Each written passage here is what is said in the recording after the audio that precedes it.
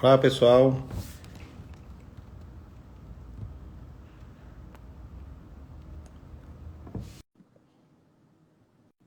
E aí, que legal, o pessoal tá entrando aqui. Acho que o Piero também.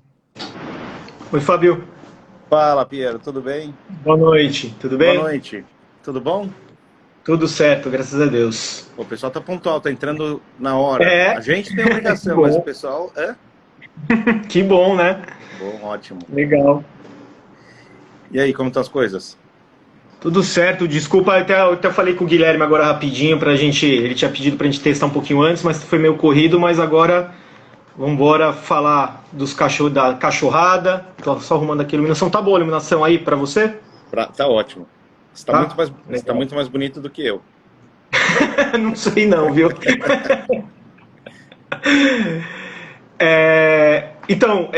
A gente pode falar do guia, tá? Do Totó Adotado. E depois, posteriormente, talvez falar um pouquinho sobre, eu até comentei também com o Guilherme, a questão que eu acho que é um assunto bem atual, que é a questão da quarentena. Tá? Mas a gente vai juntando ali um assunto no outro, vai ser bem legal. Fica tranquilo que não vai faltar assunto, muito pelo contrário, Com certeza. né? Parece que é uma atividade fácil, né? Ter filhos de quatro patas, mas na Pois é. verdade não tem com manual. E a gente, enfim, faz umas barberagens de vez em quando e acho que a gente já tem que falar um pouco sobre isso hoje. Que tal? Claro. Ó, vamos só dar, como a gente está no Brasil, e as pessoas não são tão pontuais, mas então vamos dar mais um minuto, mas em respeito ao pessoal Claro. que já entrou, quando der 7:02 a gente começa, que tal? Combinado. Combinado? Até aproveitar né, nesse meio tempo, você falou do guia, né, que não vem com guia. E uma coisa que é super comum, tá? Às vezes a pessoa se sente muito culpada por saber que fez algo de errado, ou depois, seja pesquisando, ou às vezes mesmo depois de contratando um serviço de adestramento. Mas é muito comum, a gente age muito no impulso, sempre querendo o melhor, né? A gente espera que sempre querendo o melhor, na verdade, né? Infelizmente nem sempre é assim, mas Uhum. é comum, acontece. A questão e tudo tem solução. Essa que é a verdade. É isso aí. Bom, pontualmente às 7:02, horário de Brasília. Vamos lá. Boa noite, Piero, agora oficialmente. Bem-vindo Boa aqui noite a à todos. nossa página para bater um papo com, enfim, com o pessoal que nos segue, com o pessoal que te segue também. E temos muitos assuntos para conversar, mas antes da gente entrar nos assuntos, eu acho que seria legal para todo mundo saber quem é o Piero, né? Quem é o Piero, como você decidiu, né, que a sua carreira ia ser identificada com cães, da onde isso tudo começou. Conta um pouco da sua história e eu acho que isso vai ilustrar bastante o papo que a gente tem na sequência. Certo. Bom, eu sou publicitário de formação, me formei em 2004 e trabalhei aí por quase 10 anos no setor audiovisual. Agência de publicidade, produtora de cinema e exibidor também. Só que chegou uma hora que eu não me encontrava. Eu trabalhava lá porque a gente né, tem que trabalhar, obviamente, mas não era aquela coisa brilhava os olhos, né? E eu comecei a buscar algumas alternativas. Eu já nesse meio tempo eu tinha tentado, eu cheguei a fazer faculdade de gastronomia, né? Eu saí do trabalho, fui fazer a faculdade, não deu muito certo, voltei para o antigo trabalho e eu estava meio perdido. Aí me veio o estalo. Eu falei, bom, o que eu gosto? Cachorro. Eu sempre fui maluco por bicho e cachorro principalmente. Sempre, Aí eu conversei desculpa com a te minha... interromper, mas sempre desde Imagina. criancinha ou... Desde. Não com essa parte do educar o cão, né? Sim, Mas assim, de mas ir amar o lá cão. brincar, fazer bagunça, aquela coisa até de criança mesmo, né? Eu conversei com a minha esposa sobre a possibilidade de mudar de área, porque tem toda a questão financeira, né? Começar do zero numa área desconhecida. E ela, como sempre, me apoiou. E aí, o primeiro, eu fiz um curso de adestramento presencial, para ver se eu levava jeito, né? Para sentir ali na prática. Adorei o curso. E eu comecei a buscar mais qualificações, fazer mais cursos, pesquisar bastante sobre o assunto. abri a empresa por conta, tudo fiz por conta própria, né? Com a minha esposa me ajudando bastante, que ela também é publicitária. Então, comecei a fazer. Inicialmente eu tinha pensado só no dog walker, mas eu achei que ia ficar muito limitado, ia ser uma coisa muito restrita. Então eu fui buscando ampliar para adestramento e principalmente para psicologia canina, que no Brasil, pelo menos há 7 anos atrás, eu não encontrei curso de psicologia canina. Então eu acabei fazendo um de Portugal online, mas de Portugal, e comecei a trabalhar.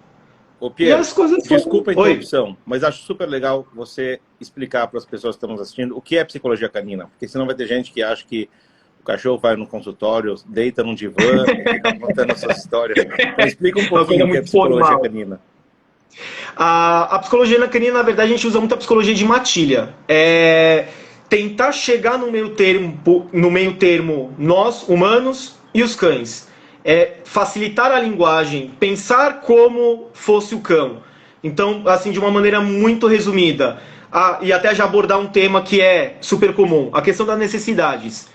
A pessoa, quando vê o cachorro fazendo xixi no sofá, que custou uma grana preta, a pessoa teve que batalhar pra caramba para conseguir aquele item, é natural que ela dê bronca, porque a gente com os filhos faz assim. Você vai lá e chama a atenção do filho, briga e tudo mais e explica.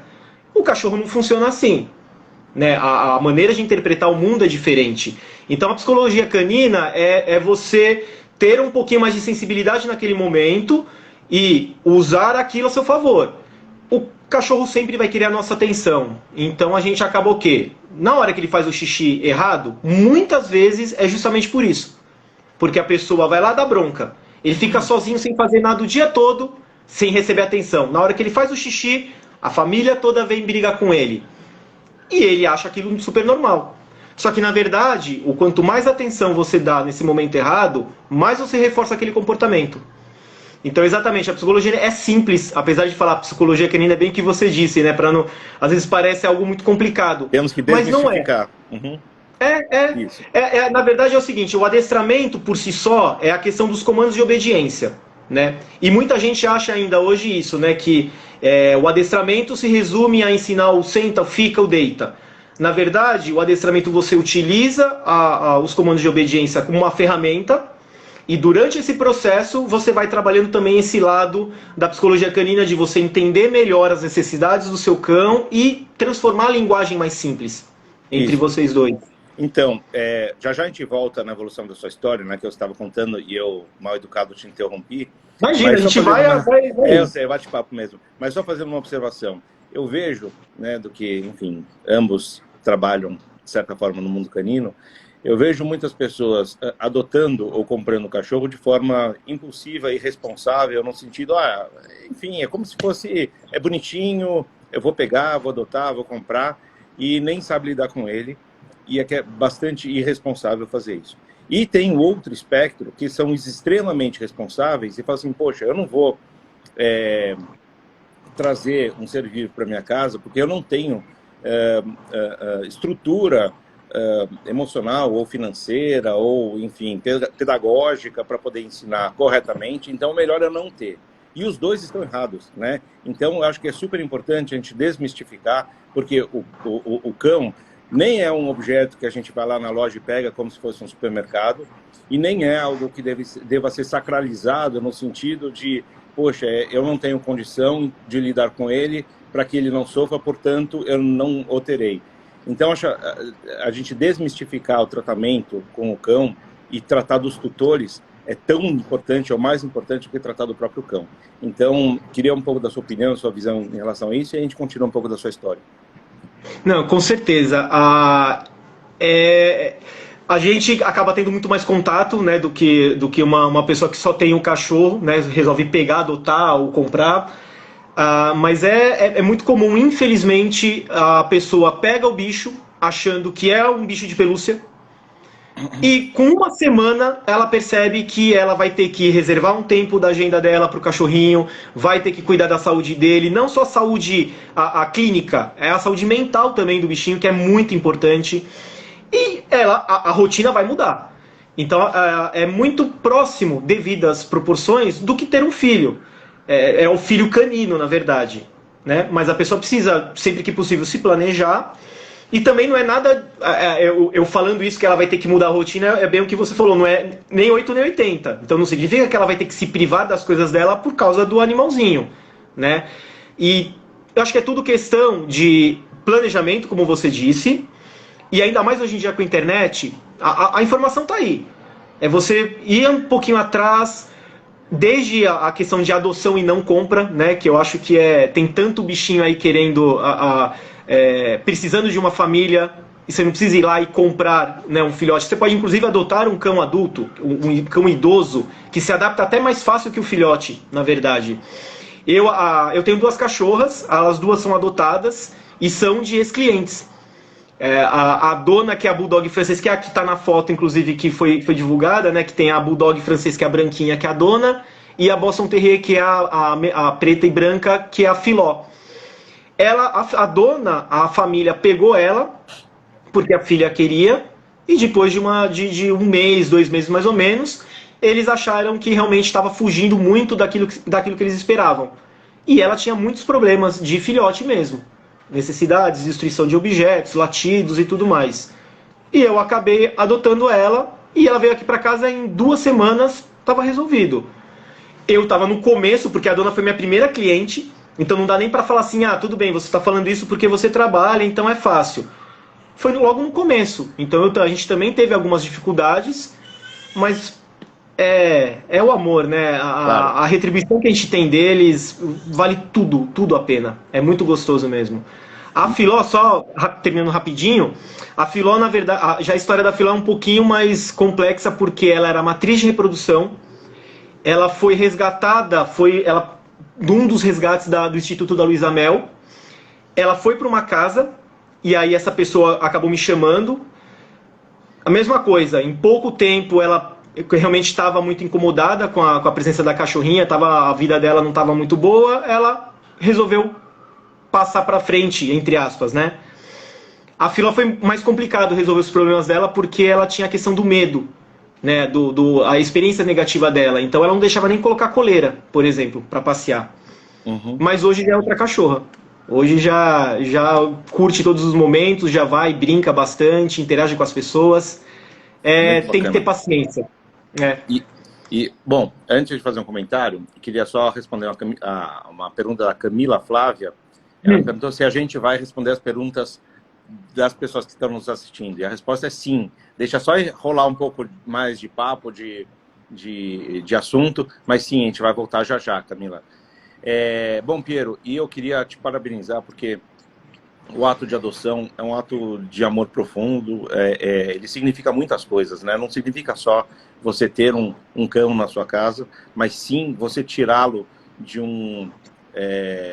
enfim, das ruas, onde ele poderia eventualmente sofrer de todas as formas de violência e desnutrição e tantas outras coisas. Então, um ato de amor profundo, então parabéns. Agora, mais ainda, a adoção de cães idosos não é muito normal, né? Então, as pessoas, enfim, infelizmente poucas querem adotar, e quando adotam, ainda procuram uma adoção de filhotes, porque, enfim,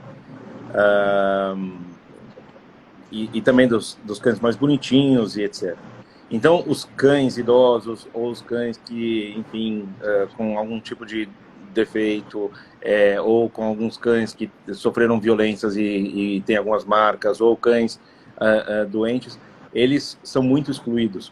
Então, a adoção de cães adultos ou idosos é um ato de amor maravilhoso. Então, nós, em nome do Totós da Teté, agradecemos demais por atitudes como a sua. É muito, muito bacana. Mas, enfim, vamos continuar a sua história. Aí você fez o curso de psicologia canina, com o endosso da sua esposa, e apoio total. E aí, conta mais.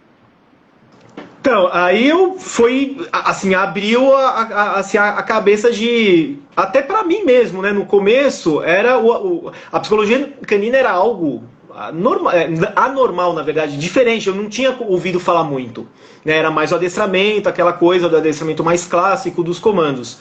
Então, na hora que eu fiz o curso, eu falei, não, é isso mesmo que eu quero. E aí eu comecei a, com o trabalho, né, ganhar muito jogo de cintura também. Eu acho que isso é importante, né? Você ter a parte teórica, mas é na hora ali na aula mesmo que você coloca aquilo tudo para valer.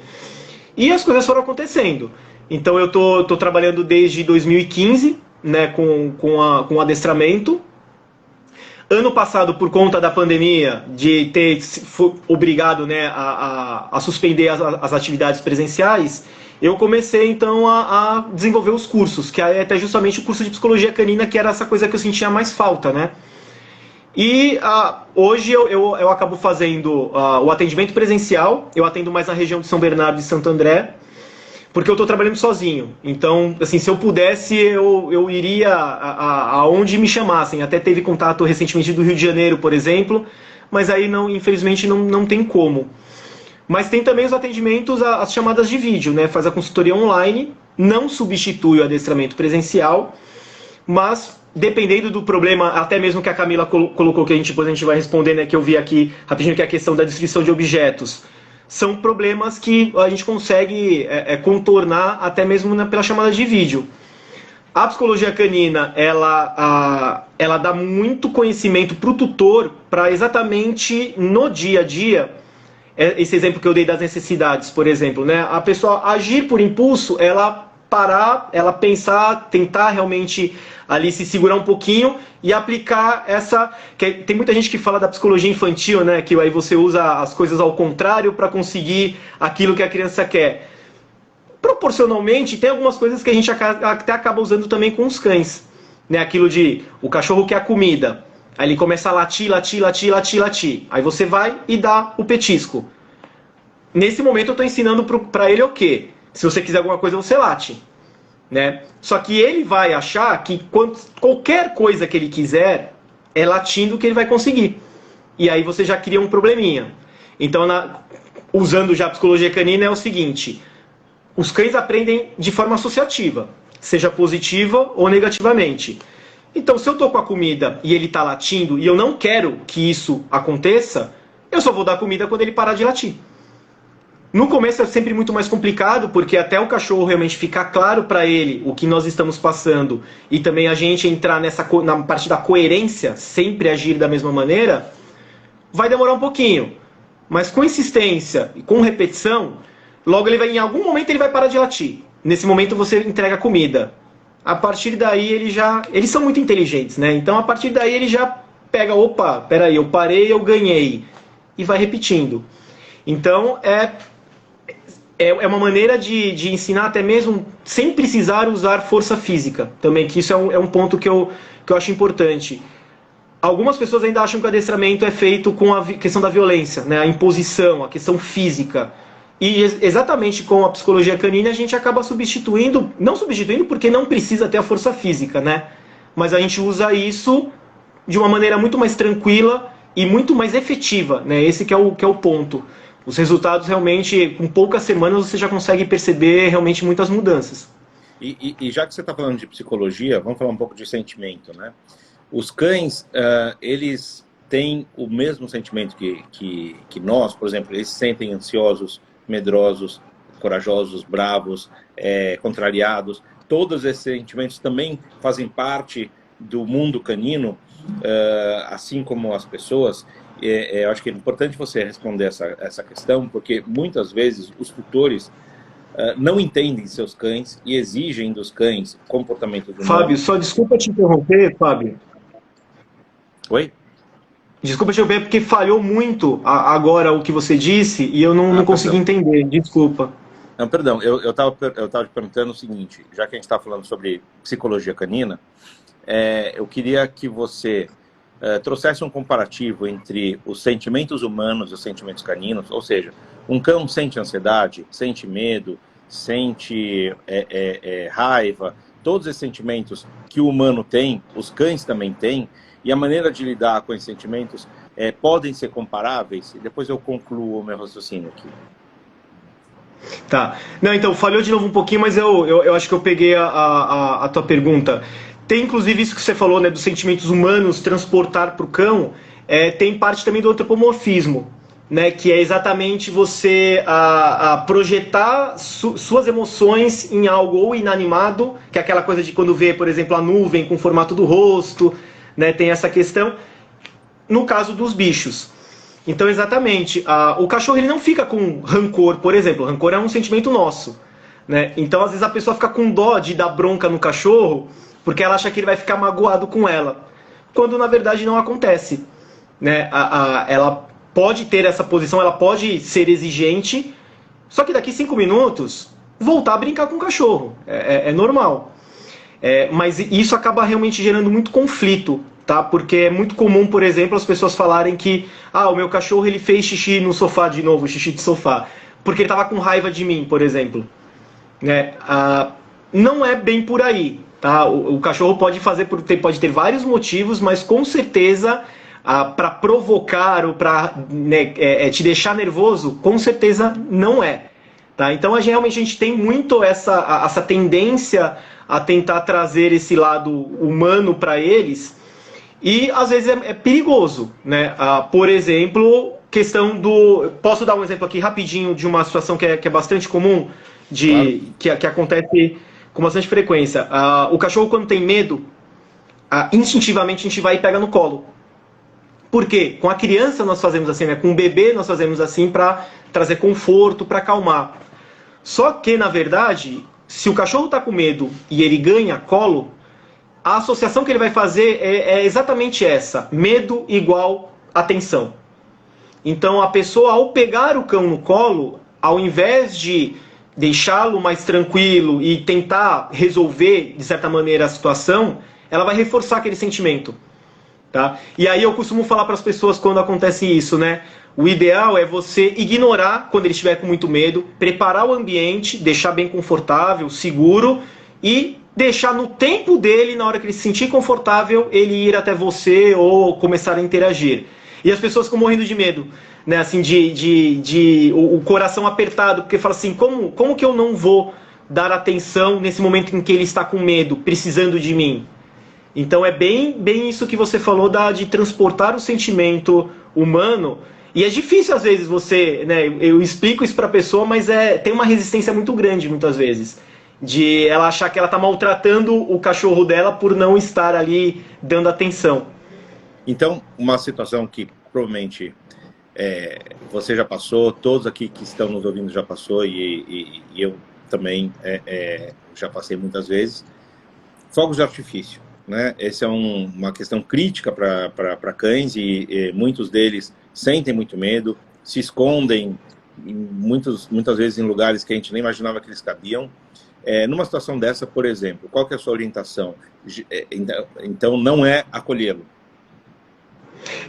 Por mais absurdo que pareça, tá? O ideal é, sabendo já, por exemplo, se são fogos ou trovões, tem uma diferença, porque os fogos são mais imprevisíveis.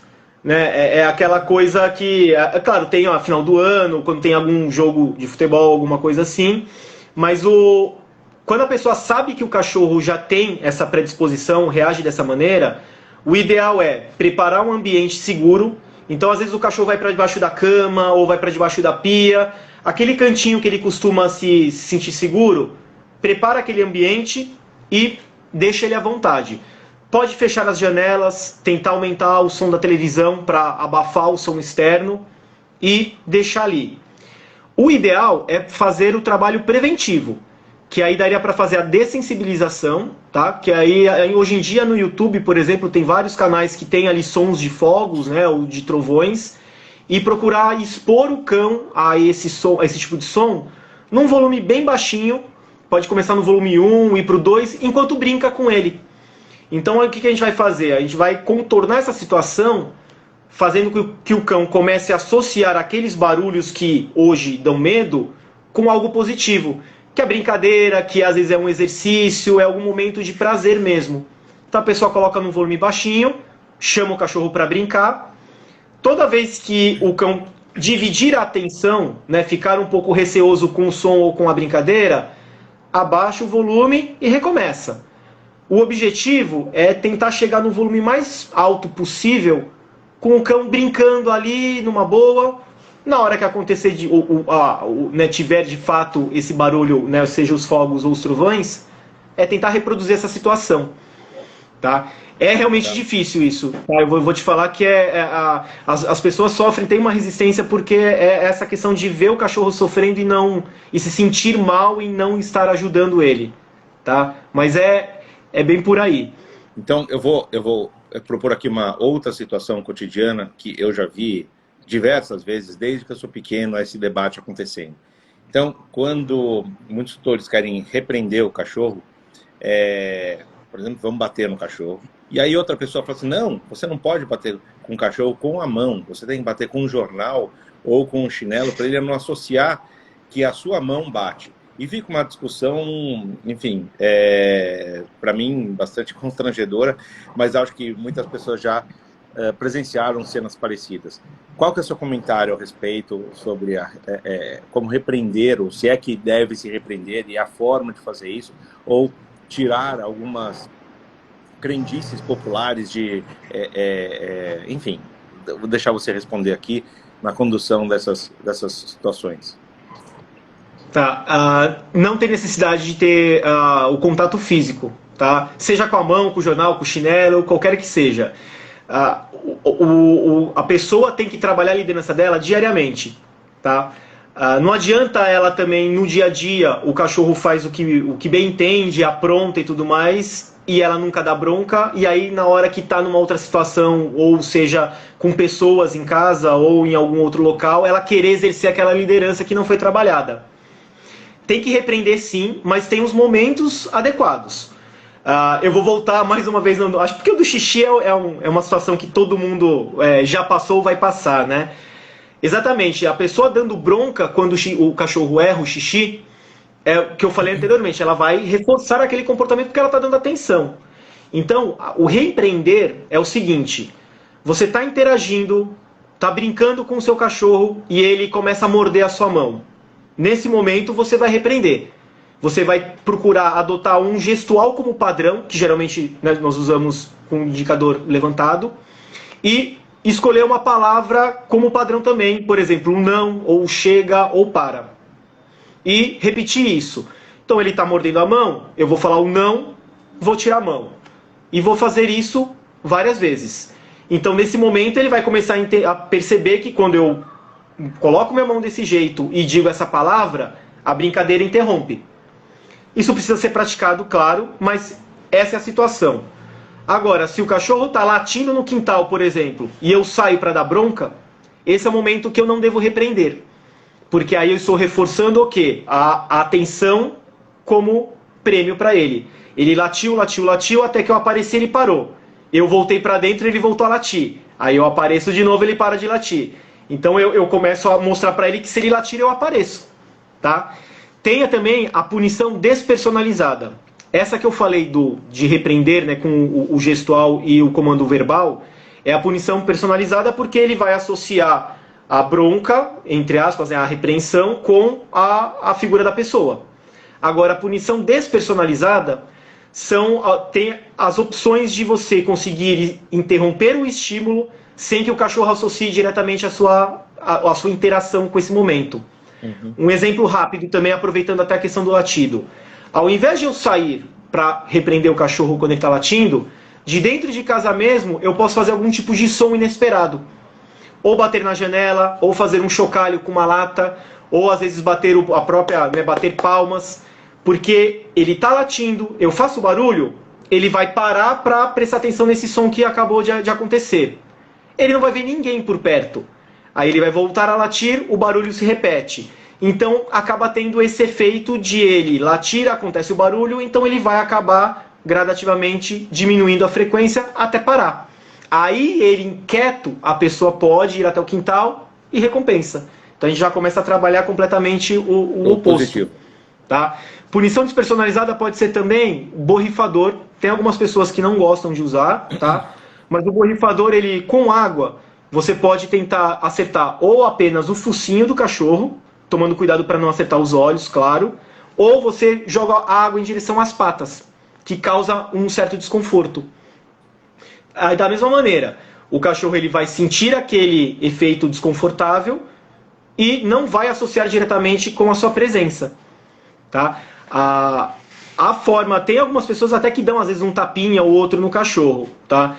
Eu deixo sempre, quando eu vou na casa da pessoa, a pessoa está me recebendo, eu tô lá para orientar ela, eu sempre passo o meu ponto de vista e eu dou a minha opinião. Tem algumas pessoas que às vezes insistem, tá? Eu vou ser bem sincero, eu apesar de eu não concordar e não gostar, tem algumas pessoas que acabam ainda fazendo isso. Mas tem que levar em consideração que toda ação tem uma reação. E se o cão tem uma predisposição a ser reativo, por exemplo, ou até mesmo agressivo, esse movimento brusco pode ter uma reação dele. E aí a pessoa, aí nesse momento ela vai acabar pensando realmente 2 vezes antes de fazer qualquer coisa. O cachorro está reagindo, não dá para colocar a culpa nele, né? Certo. Piero, vamos voltar para o lado da psicologia, né, que acho... Enfim, a gente nunca saiu dele, mas vamos falar um pouco dos tutores. E a nossa ONG, o Instituto Totós da Teté, cuida muito da questão do abandono.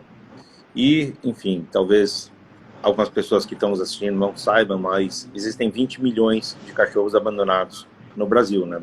Cachorros morando nas ruas. E, obviamente, a gente não conseguiria resgatar esses 20 milhões, nem nós, nem ninguém. Enfim, uma quantidade gigante de cachorros.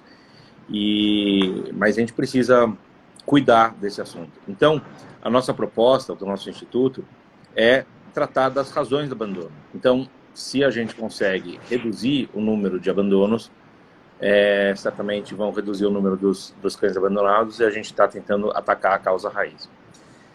Nesse sentido, a grande maioria das pessoas ainda acredita que o abandono acontece por questões financeiras. Então, a pessoa adota ou compra e depois ela se surpreende com os gastos que efetivamente eles existem, e ela, numa dificuldade financeira, ela acaba abandonando. Essa é a maneira que as pessoas enxergam a questão do abandono. Mas ela não é verdadeira, ela não se sustenta.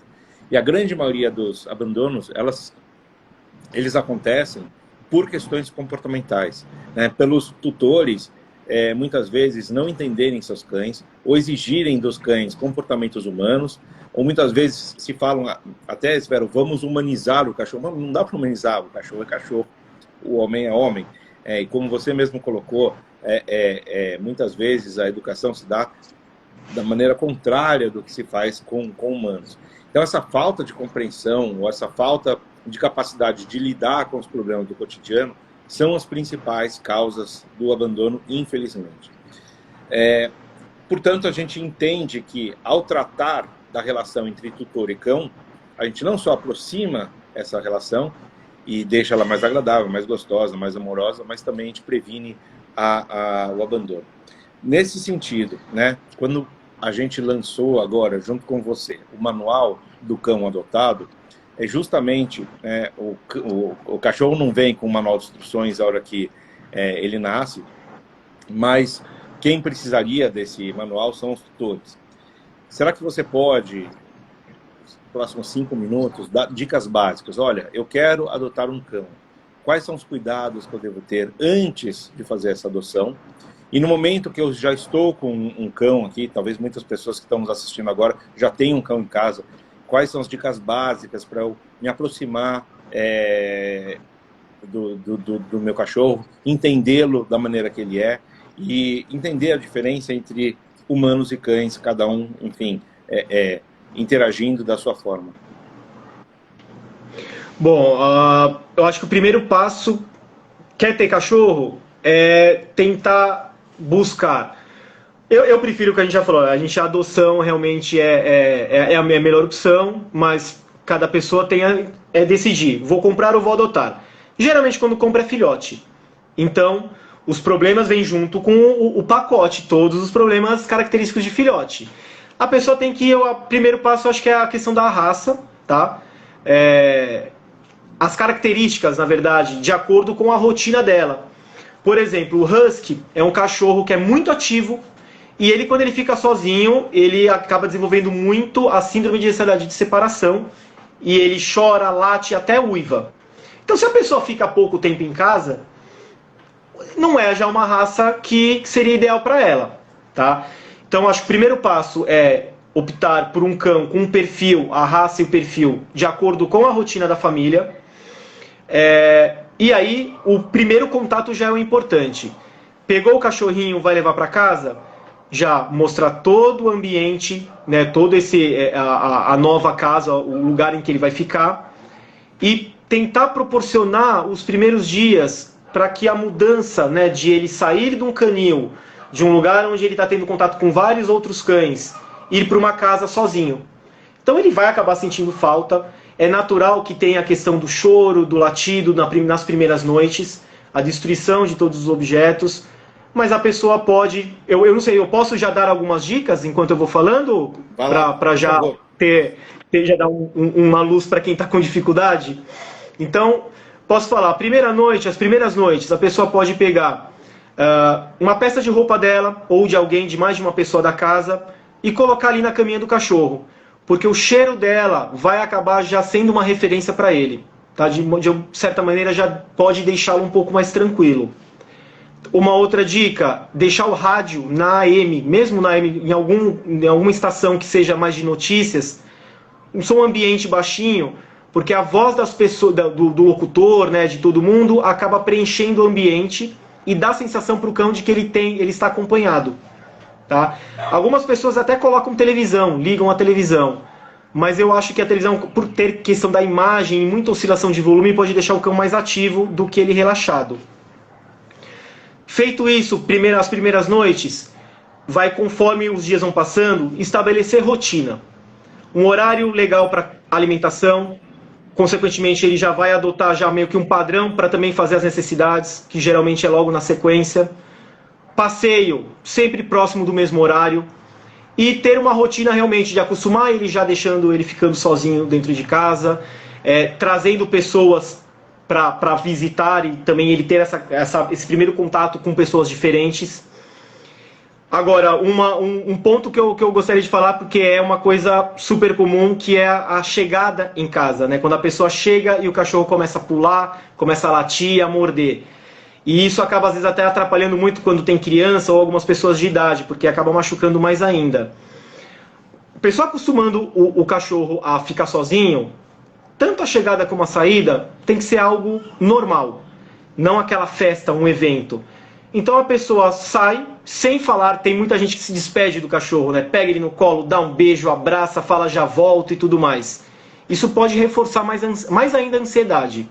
Então a pessoa monta o cantinho dele ali, deixa água disponível, se vai deixar comida ou não, aí cada um tem, né, o horário de alimentação, e sai sem falar nada. Na hora que chega que é o grande problema, porque aí a pessoa chega em casa, tá ali com aquele cachorro há pouco tempo, né, e aí quer já matar a saudade, já querer já fazer aquela festa. O cachorro chega e já pula e acontece tudo aquilo. O ideal é, chego em casa, eu vou direto ou tomar banho, ou vou para um quarto, ou vou para um ambiente separado, sem dar atenção pro cachorro. A pessoa fica morrendo de dó quando eu falo isso, porque fala, como assim? Eu vou chegar em casa e não vou já interagir com ele? Momentaneamente é isso mesmo. Passa direto, ele vai, toda aquela ansiedade, aquela alegria que ele está de ver o tutor chegando, nesse período em que a pessoa está isolada, né, está em outro ambiente, vai baixando. Coisa de 5, 10 minutos, a pessoa sai, é outra coisa. Vai ser outra história. Porque o cachorro já vai estar mais cansado, ele nem vai necessariamente, quase praticamente, tirar as patas do chão, vai cheirar e aí a interação começa. Então o legal é estabelecer limites, como essa que eu falei, né? Então a partir de agora, a atenção você só vai receber quando estiver calmo. E ser coerente. Que esse é um problema também muito comum. Hoje eu vou deixar meu cachorro subir no sofá. Amanhã ele já não sobe mais. Aí depois de amanhã eu vou deixar ele subir de novo. Essa oscilação de hora pode uma coisa, hora não pode, deixa os cães confusos. E é natural que eles fiquem confusos. E depois acham que a culpa é do cachorro. Aí ele fala assim, por que você não me entende? Fala, caramba, cada dia é uma coisa, como que eu vou te entender? Né? Pois é. Então, é muito importante ser coerente. Tentar o que hoje não pode, amanhã também não vai poder. pode acontecer mudanças. Eu posso realmente chegar um dia e achar que, não, tudo bem, agora a partir de agora tal coisa mudou. Então, a partir de agora, essa mudança vai ser aplicada e estimulada para o cachorro entender também, porque toda mudança repentina pode trazer alguns comportamentos, tá? Eu estou pensando, né? Eu estou pensando mais ou menos na ordem que o cachorro chega na casa da pessoa para já tentar dar um trilho. A questão das necessidades, eu acho também que que a pessoa pode facilitar o acerto, né? Muitas vezes a pessoa coloca o banheiro, define um lugar e quer que o cachorro já saiba automaticamente ir até lá e fazer o xixi. Só que nem sempre é assim, ainda mais se o ambiente é amplo, né? A pessoa mora numa casa com quintal grande, por exemplo, o cachorro está brincando na sala, ele não vai parar de brincar para ir até o banheiro, até a área de serviço, por exemplo, para fazer, né, o xixi ou o cocô. Então, uma coisa legal é amplie as opções, favoreça o acerto. Então, coloca um banheiro na sala, coloca um banheirinho no quarto, coloca um banheirinho no corredor que vai para os cômodos. Porque o cachorro estando ali, ficando com vontade, se tem um banheiro perto, vai ser muito mais fácil ele acertar ali do que se ele tiver que ir até outro ambiente. Tá? Mas provisório. Não tão perto quanto o lugar da comida, certo? Exatamente. Jamais próximo. Boa observação. Você vai montar, por exemplo, o pote de comida e de água e a cama e o banheiro o mais longe possível. Porque, exatamente, os cães eles podem ficar confusos se ficar tudo muito perto, e muitas pessoas fazem mesmo isso. Pega o cercadinho, né, quando é o filhotinho principalmente, faz aquele cercado, coloca tudo ali dentro. Ou o cachorro não vai comer direito, ou ele não vai usar o banheiro adequadamente. Ele vai deitar no banheiro para brincar. Uhum. Por exemplo, tem muito filhote que faz isso. Então, boa observação, banheiro separado e o máximo de opção possível. Pode ser um tapete higiênico, pode ser o jornal, pode ser também, às vezes, algum paninho. O importante é tentar sempre manter esse banheiro o mais seco possível. Porque os cães eles têm um pouco de sensibilidade na pata com a umidade. Então, se o banheiro está muito cheio de xixi, ele está apertado, ele vai ali, no que ele sente aquela umidade, ele vai fazer do lado mesmo, mas ele não vai fazer em cima. Então, procurar manter o banheiro sempre seco, trocar, ou usar aquelas bandejas, né, que você coloca o tapete dentro, e favorecer o acerto para ter bastante opção, e sempre trocar a recompensa quando acertar. Fez o xixi no tapete? Pode dar um petisquinho, pode elogiar. Errou? Que eu falei anteriormente, ignora completamente.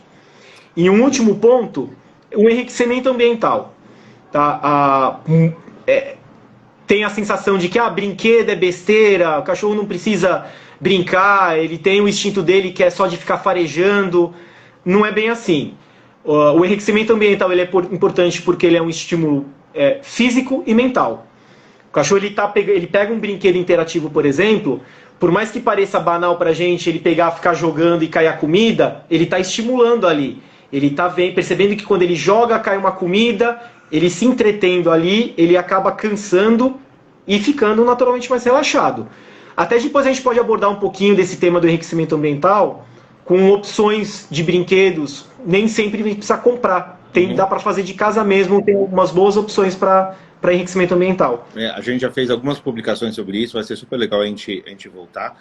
Mas eu queria mudar um pouquinho de tema, mas antes da gente mudar de tema, eu queria dizer assim, esse é o momento que a gente já deve começar a pedir para as pessoas fazerem suas perguntas, né? Porque a gente tem mais 20 minutos, 17 para ser exato, de live. Então, o que vocês forem tendo de dúvida, aproveite, porque o Piero é um craque, mestre. Vamos aproveitar o tempo dele aqui. Ele está sendo super generoso aqui com a gente, compartilhando a experiência que ele tem. Eu acho que todos nós, todos, temos dúvidas em relação ao comportamento, em relação a como lidar em situações. Então, é um momento de generosidade do Piero. Muito obrigado. Então, quem tiver dúvida, por favor, já começa a colocar aqui. Eu vou trazer um assunto rápido e a gente vai direto para as dúvidas, tá? Piero, o assunto que eu queria trazer é a pandemia. Durante a pandemia, muitas pessoas, durante o isolamento mais severo, no começo da pandemia, se sentiram sozinhas e optaram por adotar ou comprar cães num momento desse. Então, explodiu, né, a venda ou a adoção de cães naquele momento, e ótimo. Mas agora a gente está chegando, não sei se no final da pandemia, mas no mínimo boa parte das pessoas já está voltando a alguma normalidade. Então, pessoas saindo do home office, indo para o escritório, pessoas levando uma vida normal e etc. E que aquela companhia, vamos dizer assim, que havia sido requisitada no momento mais agudo da pandemia, ela, para muitos, né, eu vou falar uma coisa muito feia aqui, mas para muitos deixa de fazer sentido. Então, e não só deixa de fazer sentido, como passa a ser um empecilho, porque a pessoa estava em casa, entretinha o cachorro e brincava, etc. E agora está longe, poxa, como que eu vou alimentar, como que eu vou brincar? Então, passa a ver o cachorro muito mais como um ônus do que como algo positivo. E, portanto, em outros países que já voltaram à normalidade, como, por exemplo, a Grã-Bretanha tem índices muito altos de abandono nesse momento, porque tutores não estão conseguindo lidar com várias questões, como deixar o cão em casa, ansiedade de separação e o cão sofre, cães estão mais deprimidos, enfim. Então, a gente no Brasil está atrasado nessa saída da pandemia, mas talvez esse seja o momento ideal para você dar algumas dicas de como vencer esse momento daqui para frente, para a gente evitar abandonos, muito pelo contrário. Vai um pouquinho do que eu falei agora há pouco, da síndrome de ansiedade de separação, dessa primeira noite do filhote que eu falei da peça de roupa, do rádio ligado. Isso é uma coisa que as pessoas podem fazer, tá? Então elas podem pegar uma peça de roupa, coloca na cama do cachorro, deixa o rádio ligado, isso no momento que for sair, tá? Aí eu já vou falar o que pode ser feito anterior a essa situação. Tentar preencher o ambiente para que o cão não se sinta tão sozinho ali naquele ambiente. Agora, enriquecimento ambiental, então procurar deixar alguns brinquedos, pode ser brinquedo interativo, pode ser os brinquedos de nylon, que são bastante resistentes. O brinquedo vai muito de acordo com o porte e a personalidade do cão, então não dá aqui para eu falar um tipo de brinquedo específico, tá?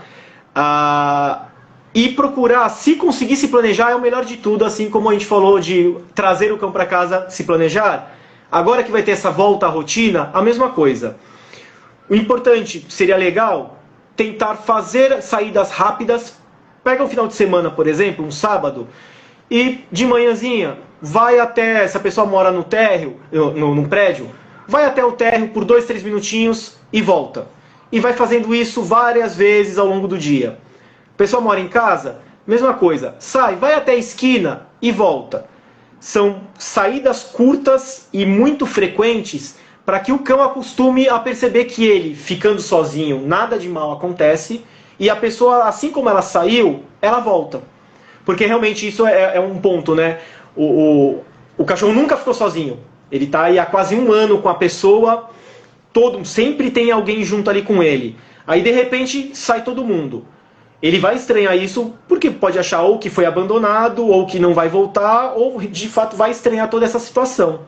Agora, se a pessoa começa com uma saída curtinha aqui, a outra ali, vai fazendo até uma coisa legal, pode deixar a câmera ligada para poder entender como que o cachorro se comporta estando sozinho. Porque tem alguns cães que dormem. A pessoa sai, o cachorro vai lá, deita, dorme o tempo todo, não brinca, não come, não faz nada. Tem outros cães que ficam mais ativos ainda quando estão sozinhos. Então a pessoa pode filmar, ela já vai ter mais ou menos uma noção de como ele se comporta, e em cima disso ela pode, ou, por exemplo, deixar mais brinquedos se ele fica mais ativo, se ele fica mais preguiçoso, prepara melhor a cama e saídas curtinhas. Importante, na hora que volta, também do que eu falei agora há pouco, não chega fazendo festa, chega da maneira mais neutra possível, só corresponda toda aquela euforia, né, toda aquela agitação do cachorro quando ele apresentar uma tranquilidade maior. Então ele vai cansar, só de ficar agitado por você chegar, isso já vai fazendo ele gastar energia um pouquinho. Acalmou? Chama, aí pode brincar, pode aproveitar, levar para passear e interagir com ele normalmente. Para ajudar também nessa situação, nessa questão dos exercícios de sair e voltar rapidinho, o cachorro fica muito agitado, então vai dar uma volta, vai passear com ele, faz um passeio de meia hora, 40 minutos, na hora que volta, prepara ali o ambiente e sai. O cachorro cansado muda completamente o comportamento, né? Porque ele já tá arrebentado. Tem cachorro que às vezes tem um passarinho ali, o cachorro fica latindo desesperadamente. Quando ele está cansado, ele vai ver o passarinho, ele fala, eu estou cansado, eu não quero conversa. Deixa ele lá, eu não quero saber disso. Então, a partir do momento que o cachorro estiver cansado, todo esse processo facilita bastante. Então, a dica que eu posso dar de uma maneira geral, além de preparar o ambiente, dá uma canseira legal no seu cachorro que vai ajudar bastante. Maravilha. Muito bom, boas dicas e, enfim, passaremos por um momento delicado nesse sentido. Vamos lá, primeira pergunta que chegou aqui. APPO, não sei se é homem ou mulher, mas enfim, vou chamar de Apo. Apo para os íntimos. Eu nunca deixo ela subir no sofá, mas sempre que ela fica agitada, ela sobe. O que eu faço? E aproveitando, antes de você responder, queria incentivar as pessoas a, nesse balãozinho de perguntas e respostas, aproveitar o tempo, a generosidade e o conhecimento do Piero para mandar suas perguntas. Bom, vamos lá. São duas situações então, que a gente tem que avaliar, né? Ela, numa situação normal, se ela obedece o não subir o sofá, já é um ponto positivo legal. Quando está agitado, é natural que eles agem por impulso. Então, muitas vezes, ela pode subir no sofá sem até ter a mínima noção. Ela começa a latir, sai correndo e no embalo sobe. Então, ela pode trabalhar com a punição despersonalizada, que é fazer algum tipo de barulho no que a cachorrinha subir no sofá. Tá? Toma só muito cuidado com a intensidade do barulho, porque cães mais medrosos vão reagir tendo mais medo nessa situação. Então, a minha sugestão é ela tentar trabalhar com sons baixos primeiro, batida de palma, algum barulho com a boca, e conforme a reação da cachorrinha dela, vai aumentando a intensidade para ter a resposta. O que acontece é o quê? Ela vai subir no sofá, vai acontecer o barulho, ela vai descer. E isso vai se repetindo. O que ela não deve fazer, só rapidinho para não terminar, para não me alongar muito, é também o seguinte, ela subiu no sofá, não dá atenção. Porque se ela subir no sofá e ela recebe essa interação, muitas vezes ela pode achar que intencionalmente ela fala, eu vou subir no sofá para conseguir a minha recompensa. Então é importante o quê? Subir no sofá, ao invés de dar bronca, faz o barulho. E última coisa, procura trabalhar sempre algum comando de obediência. O comando de obediência, gente, é importante porque você facilita muito a comunicação com o seu cão. Então ela quer deixar a cachorrinha subir no sofá, faz ela sentar primeiro. Se ela criar esse padrão de sempre sentar antes de subir, quando ela quiser subir no sofá, ela vai sentar e esperar a tutora dar o comando para ela poder ir para o sofá e não por conta própria. Muito boa. Outra pergunta aqui, Piero, da Stephanie, perguntando o que você acha de coleiras peitorais. Tem dois tipos de peitoral, né? Tem o com encaixe traseiro e o encaixe frontal. O do encaixe frontal a gente chama de o antipuxão, a coleira antipuxão. Esse modelo eu geralmente indico para as pessoas, é o modelo que eu uso também. Porque é um encaixe na frente em que no que o cachorro puxa, ele tem o corpo deslocado para o lado. E isso causa um desconforto.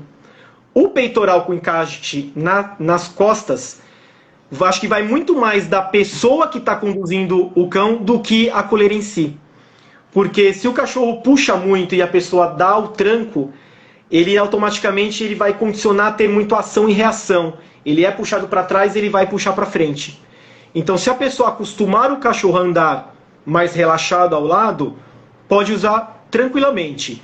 O único modelo de coleira que eu não recomendo e eu acho que é desnecessário é o enforcador de ferro, aquele de grade ou com gancho. Aquilo já passou da hora das pessoas não usarem mais. Muito bom. Ótima dica também. De vez em quando eu vejo isso na rua e me dá, enfim... imaginando se fosse um humano com ela que deveria, enfim. Pois é. Vamos lá, mais uma pergunta aqui. você falou um pouco de deixar o rádio ligado e que a TV não era uma boa ideia porque tinha oscilação de volume e eventualmente isso agitaria mais.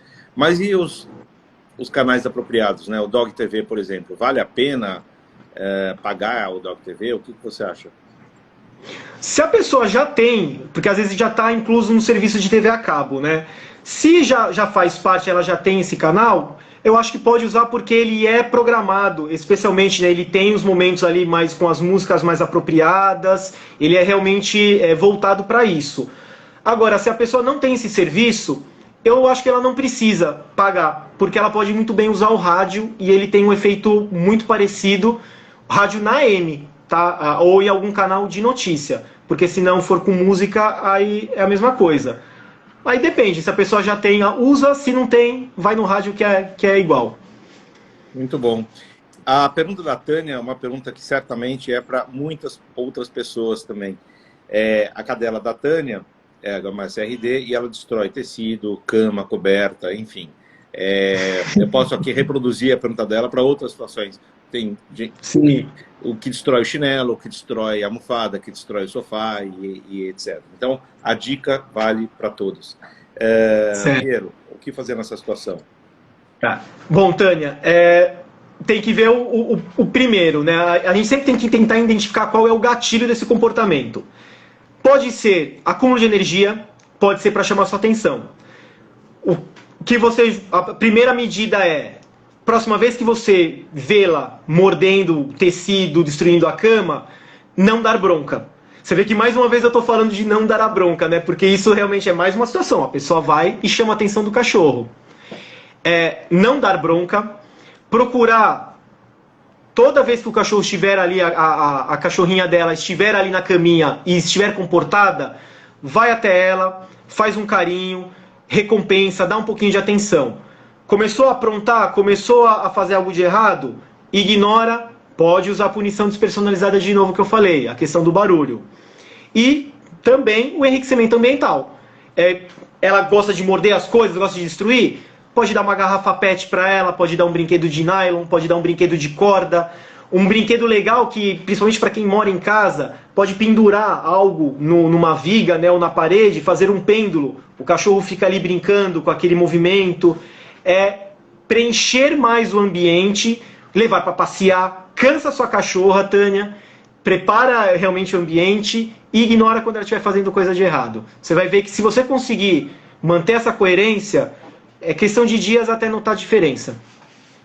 Muito bom, Piero. A gente tem mais perguntas, não tem tanto tempo assim. Antes de partir para a próxima pergunta, já agradeci muito pela sua generosidade, mas Piero é tão generoso que ele inclusive quer sortear um livro e, enfim, não posso deixar de colocar aqui o agradecimento. Então, vai funcionar o seguinte: eu queria, quem quiser participar do sorteio, simplesmente posta nos stories um pouco da nossa live, pode dar um print aqui, marca Totós da Teté, marca o Fit Dog, e entre os que nos marcarem, a gente vai sortear o livro do Piero.